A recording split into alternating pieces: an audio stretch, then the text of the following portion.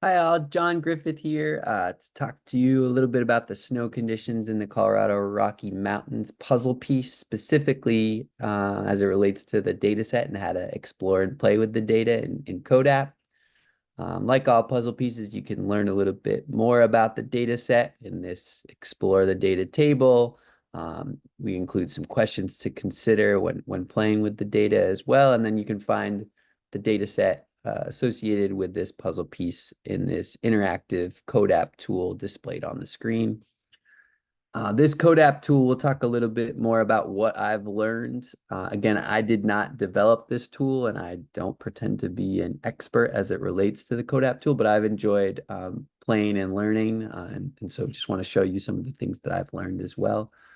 You can drag and drop variables from the table directly onto the graphs that are provided here. You can add more graphs by selecting the graph icon in the top of the screen, so you could explore how uh, annual changes in, let's say, snowfall and snow melt day.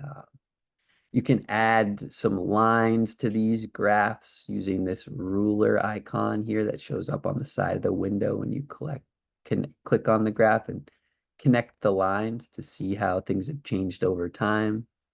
We can add least squared regression lines to find R squared values. This is a little small, as you can see, so I'm going to click and expand it to full, take over the full window here. But lots of interesting things to do. It can stack these graphs, right? And I'm going to click on the ruler again and connect the lines so I can see how these trends have changed over time.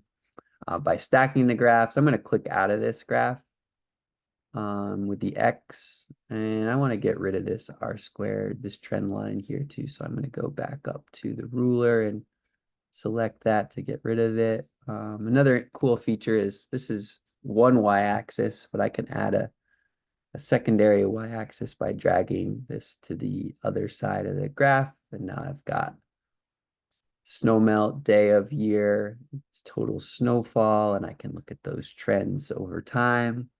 So we might expect they're pretty similar. I could add another graph and explore how snow melt day and snowfall correlate with one another by I'm going to drag snow melt day to the x-axis and snowfall to the y-axis. And as we might expect, deeper the snow, the deeper the snow, the later in the year it melts.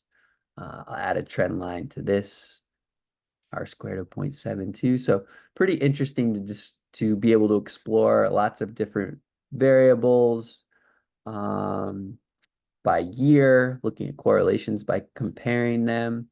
I can look at how snow melt day might relate to spring temperatures, add uncertainty lines to these graphs as well. So lots of different ways to manipulate these data. Again, I can drag and drop these variables directly to the axes. I can also click on the axes and add data by just selecting it from this drop-down menu. I could remove it directly by clicking down here as well. So don't forget to check out what these data sets mean in terms of snowmelt DOY. What does that mean? I can learn a little bit more about these variables in the about the data text here. So again, just some of the features that I've come to learn by playing with the data in CODAP, and I hope you enjoy playing with these same data as well.